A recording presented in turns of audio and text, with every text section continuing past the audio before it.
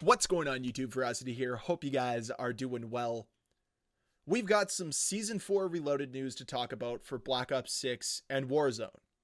Now, we already knew that Fringe was coming back to Black Ops 6, and it'll be the first time we see a Black Ops 3 map in a different Call of Duty game. That's really cool.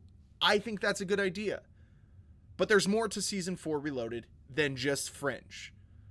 And they sort of let the cat out of the bag a little early when they announced the collaboration between Call of Duty and Beavis and Butthead. As many people pointed out from this image here, this is a cel-shaded version of Rebirth Island. So that's coming to Season 4 Reloaded. But it's not the only cel-shaded variant we are going to see, as Nuketown, Babylon, Skyline, Stakeout, and Grind will all receive cel-shaded variants as well with Season 4 Reloaded.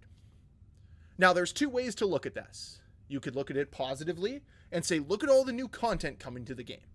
Or you could be like me and say, wow, how creatively bankrupt they truly are. There was an opportunity here to think outside the box, to do something unique for the Beavis and Butthead collaboration. Yeah, you can do the cel-shaded version of Rebirth Island, but you could also create a Beavis and Butthead inspired map in Call of Duty. Why is it map design where they draw the line? They'll have all these woodland creatures running around. I think there's a new skin with a horse head on it. Why can they be creative and outlandish with the skins, but heaven forbid doing the same with the map design? This would have been a perfect opportunity to think outside the box, to take a risk, do something different, and give us a Beavis and Butthead cel-shaded map. Something inspired by the show. Actually do right by the collaboration. But no, instead it's going to be another run-of-the-mill, paint-by-numbers event, right? With a premium pass and all those things. Because we need to make money off of it, even though we don't do anything creative for the event itself. And honestly, the fact that they're bringing in cel-shaded map variants, again, comes across as lazy. This happened with MW3 last year. They just started creating more and more variants to the same maps. I mean, how many shipment variants were there? How many Rust variants were there? Too many to count. And frankly, that was some of the worst content MW3 had to offer. When MW3 was at its best with post-launch content, it was new stuff. And that's the same problem we're seeing with Black Ops 6. Black Ops 6 has fundamental problems with their map design, and what they're doing is they're doubling down and they're saying, you know what you need more of? The same maps you've been complaining about all year. So here's variants of those maps because we're too lazy to do something unique, to do something creative. And that's where I draw the line. That's where I have a problem. On the surface, it's not that bad. Sure, you're going to get more content, but it's more of the same content. It's not like these cel-shaded maps are all of a sudden going to play differently.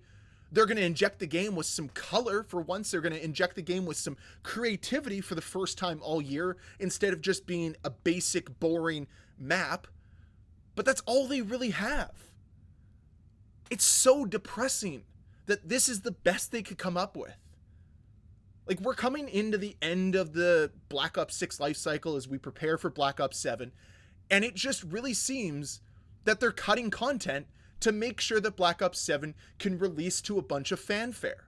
They're sort of just leaving Black Ops 6 behind, doing the bare minimum, and then make sure that Black Ops 7 can be more successful.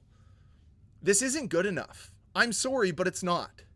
I get that Stakeout is a popular map. I know Babylon is. Nuketown's been a popular map since 2010. But we're running into the shipment problem all over again with Black Ops 6. Why just create constant variants of the same maps instead of doing something new? Let's create something new. Take a risk. I said it when I talked about Black Ops 7. It just feels like it's playing it safe. And that's how this comes across as well. It just feels like Call of Duty wants to play it safe.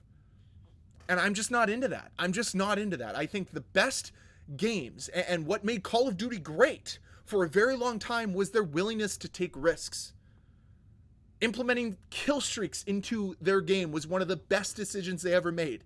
And then they built on that with MW2. And they've built on that over and over and over again. They built on the create a class system. They built on this and that because they were willing to take risks. They were willing to fail. But now they are so scared of failing that they play it safe at every single turn. They look to the data and they listen to it far too much instead of listening to their community, because you can manipulate data to say whatever you want. And I'm tired of that. Time to listen to your community. Time to step up and do something different instead of just doing the same thing over and over and over again. Man, what a missed opportunity this is. And I'm kind of getting tired of saying that over and over and over again when it comes to Call of Duty. But here we are. And I know it's fun to hate on the game. I know it's fun to constantly criticize it. That's what I've made this channel. But you know what I realized? I want to talk positively about this franchise again. I do. I desperately do. But they keep giving me reasons not to. I've gushed about games I've loved before with Call of Duty. And trust me, on June 30th, when World War II comes out, I will be glazing the heck out of that game because I guarantee you it's going to be better than Black Ops 6. And it's going to be a testament to how far Call of Duty has fallen since 2017. It's unacceptable. They need to start taking it seriously. Start taking risks. Start doing something a little bit more creative than just ripping off content you've already made. Making it so clear that all you're in this for is the money. You're not in it to do anything for the players. You're not in it to do anything for yourselves. You're just in it to make management a little bit more money. Make sure the shareholders are fat and happy.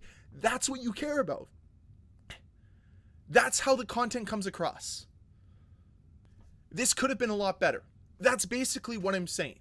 If somebody came into this idea and approached it with a more creative concept behind it, it would have been received better, and I guarantee you more people would be interested by it. But all it is now is a clear cash grab. Hey, let's bring in Beavis and Butthead because we can get the mouth-breathing morons to buy the skins. And then we'll release a few variants of the same maps they've been playing all year, and in some cases for over a decade, and they'll just eat it up. They'll eat it out of the palm of our hand instead of us introducing anything new to the game whatsoever. Because there's nothing new here. Yeah, there's a new 2v2 map. Wow. Cool, man. More brain rot. That's what this game needed. No, they didn't make anything new for Season 6. Or Season 4 Reloaded, pardon me. Not sure why I said Season 6. They made nothing new here. It's variants, it's remakes, it's the same old nonsense. But they packaged it up nicely to hopefully sell you on this idea that you need it all. And man, they're good at selling things, but they're not good at doing something different.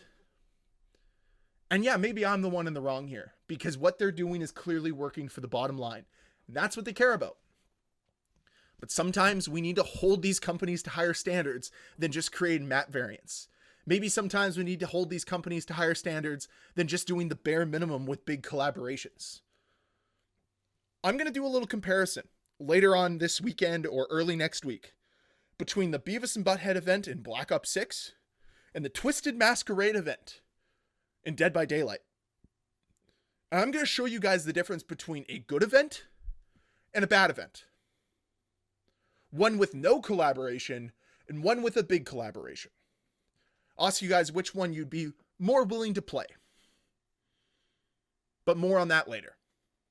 That's it for the video today. That's all I wanted to talk about. Little disappointed this is the most information we're going to get about Season 4 Reloaded. I'm sure it's going to come out sometime next week and disappoint us all when they yet again break the game with this update. But anyways, that's all I have to say. It's your turn now to let me know down below what you think of the new cell-shaded map announcement in Black Ops 6. Would love to hear your thoughts down below. And as always, guys, if you enjoyed this video, please hit that like button. If you want to see more videos from me, please hit that subscribe button. And I'll see you guys next time. Bye.